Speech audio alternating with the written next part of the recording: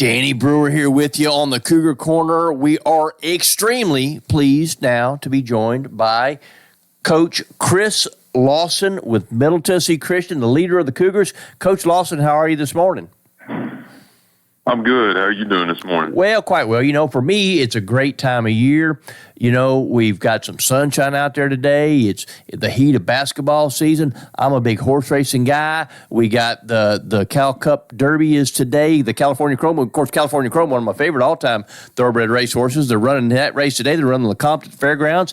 The county swim meets today. Man, there's lots of great things going on here. So, Coach, I'm super excited if you couldn't tell.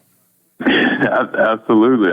I definitely tell you excited about horse racing. That's a good thing. Derby time will be here before you know it. Well, it is, and so they're actually running Derby preps today. The Lecompton at Fairgrounds in New Orleans is one of the big Derby preps that they're running today, tonight, which that's a prep for the Louisiana Derby, which is a prep for the Kentucky Derby. So, you know, what I always say is the day you start thinking about the Kentucky Derby is the day after the Kentucky Derby. So, you know, like I said, I'll get my horseracing-scoop.com is my website, and you can catch me on Right for Forbes. So I'm really deep in the thoroughbred game. And speaking of thoroughbreds, I think you got a few. Tell us a little bit about, and you're a thoroughbred yourself, Coach.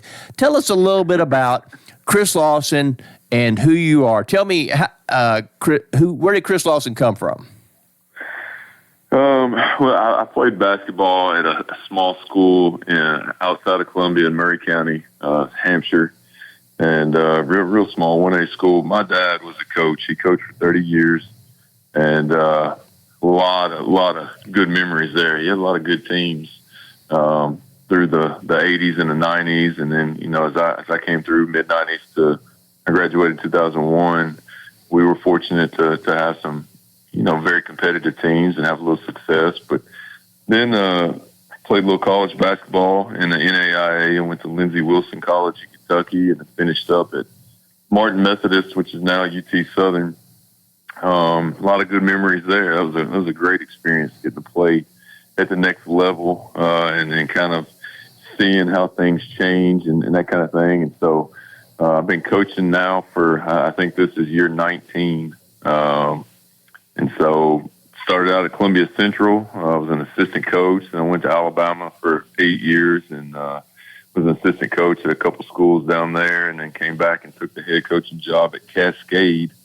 I was there for 5 years in Bell Buckle, and then when this opened up last year, I thought it was a good situation and talked to the family, prayed about it, and that kind of thing, and it all worked out. So here we are, and I don't feel like from where we were and where we started, I don't feel like we're in a bad spot. I think things are headed in the right direction. Still a lot of work to do and a lot of things we've got to kind of get, you know, where we want them. But I'm super proud of our guys. They're competing at a high level. So, you know, I'm going to kind of steal a phrase a little bit here. Basketball is life. That has been true for Chris Lawson, right? Basketball's in your blood. Did you always know you were going to be a basketball coach?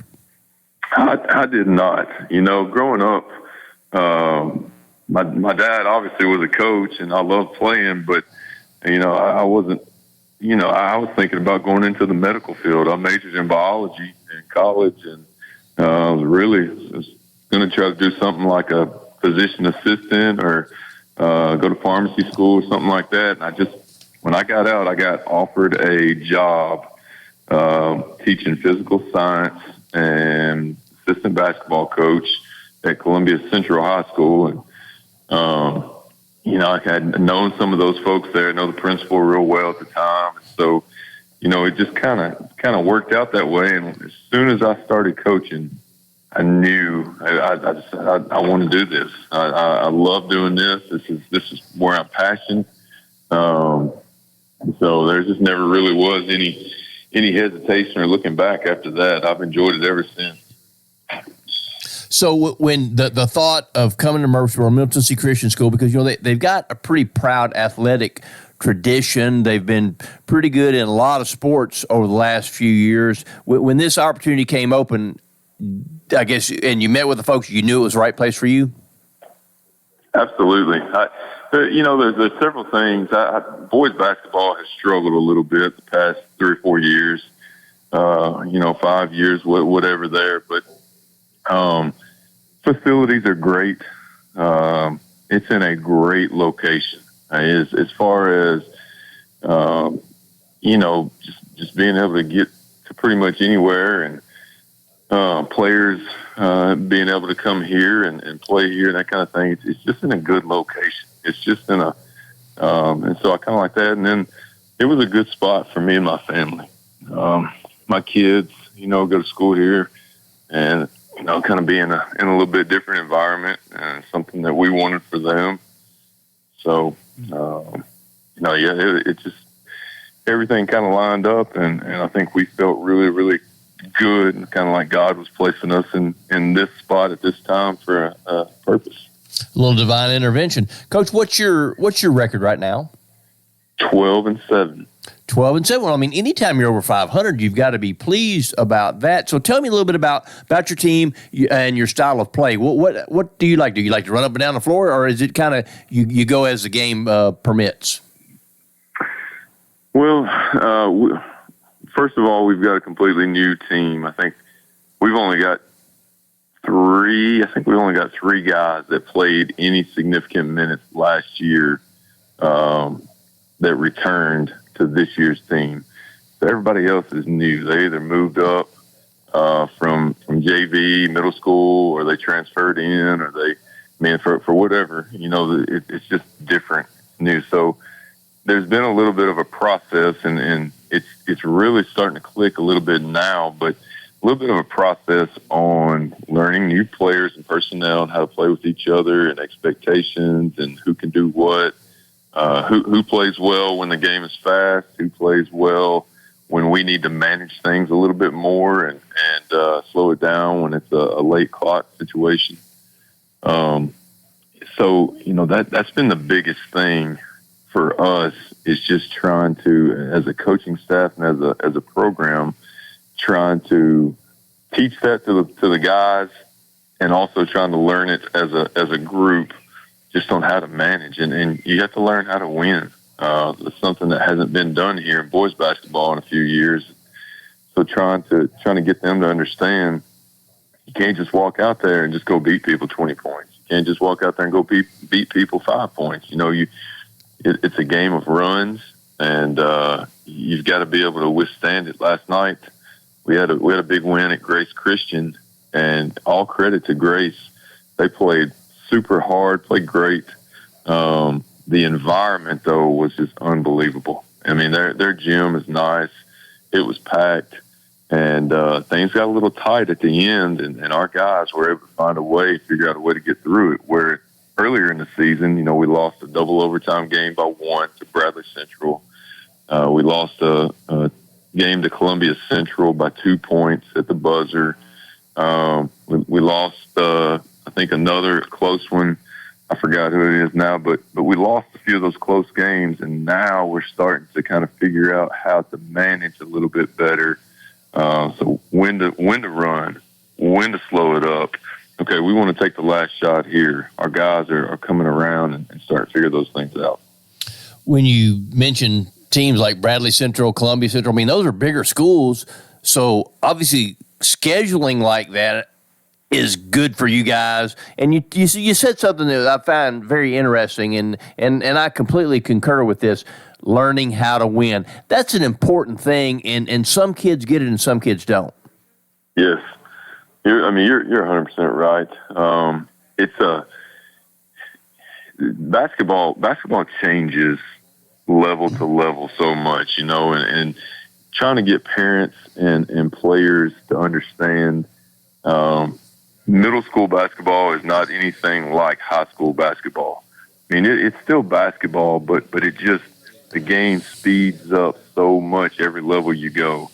And with that increase in speed, you have to be able to make the right decisions at a faster pace.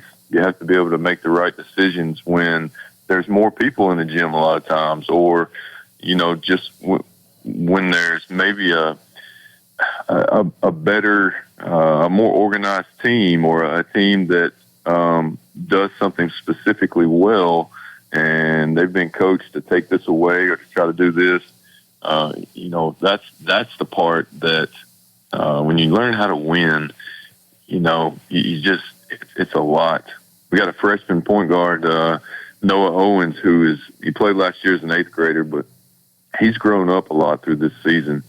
And, as people start to really try to tighten down on him and not let him get clean looks, we've had to work with him on, okay, now you got to do some different things. You got to be a good screener. You've got to try to get teammates open. You've got to figure out where those shots are going to come from now that somebody's like hanging on you every step of the way, kind of thing. So just things like that with several of our guys, just trying to teach them, some of those ins and outs. And we still make a lot of mistakes, but I was just so proud of our guys last night. We got to go to Bradley Central today. So that's a long trip after a late night last night, and we're going to have to see if we can get them juiced up and get them going and everything. See if we can get them loose and play hard again today. So kind of this trip, a little bit, maybe see what you're made of going down there today to Bradley Central, because I know that's not an easy place to go play. It's not, and they had a big game last night against a crosstown rival, Walker Valley. So they had a late night as well. But, I told the guys in the locker room last night over at Grace after the game, I said, okay, big-time win tonight and a big-time environment. And I said, it was great. Everything was great. I said, now here's the challenge. Tomorrow, we're going to go to Bradley Central. I said, it's a pretty good road trip. I said, it's not a rival game. They don't know us, really. We don't know them. There will be some fans there, but it won't be the same electric environment as we had tonight. So I said, this is the challenge. You all have got to get yourselves going. You all have got to get, you all have got to figure out how can you play up to the same standard that you played in that big-time district environment last night to today. So that's kind of the challenge, and that's just, if we can do it, if we can go over there and play them tough and give ourselves a chance, that's really all we can ask. So we're trying to take those steps. Certainly a building block opportunity for sure, Coach. Talk a little bit about some of your other scores. I know you mentioned your freshman point guard. Tell me a little bit about some of the other kids you got on the team. We got a big kid, Elijah Carter. He's a junior. He's about 6'6", 6'7", super athlete. He's our leading scorer. And, he's another one that he's been a little up and down at times this year, but he's always been consistent scoring. Whether he comes off the bench or whether he starts, he's averaging right at about 20 points, 10 rebounds a game. That could be off one or two, but that's about where he's at. He's just, I think what we're trying to get him to understand now is he could average 25 and about 15 a game. And, trying to get him to understand too, when you do that, when you produce and play with that type of energy and bring that every single game, well, now the other team, has to account for that, and it's going to open up teammates. It's going to open up other things for us. And so part of that process, but he's been great. He's had some low-level interest this year from some colleges. I think 2 or 3 JUCOs have come and watched and reached out. He's had a little NAIA interest from a few schools. So we're talking about AAU in the summer and kind of, making a good choice on where you want to play in the summer and off-season work too, and going into a senior year next year. Trying to get him prepared and put him in the best possible situation to play at the next level. Is he a post player, a combo player? What does he do at 6'7"? He's really good in the post. He's also very good outside. He can shoot 3. He's got a nice 1-2 dribble pull-up shot, so he's a 3-level scorer. He's got a really nice round to his game.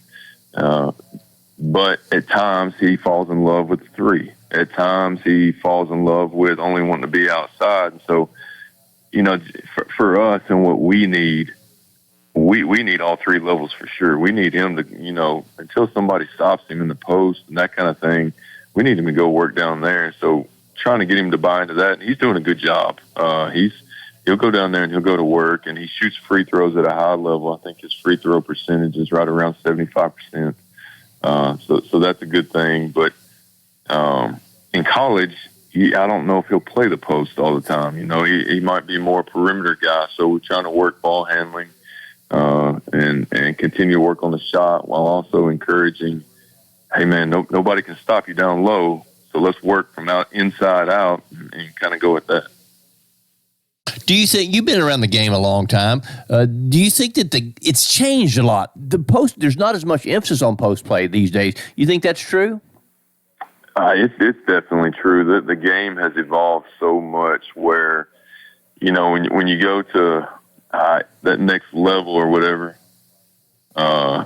there's not really a back to the basket type of post player. There's more, your 6'7" to 6'9" guys are going to be mid post. They might dribble into like a post up, but they're working off the dribble a lot. They're working,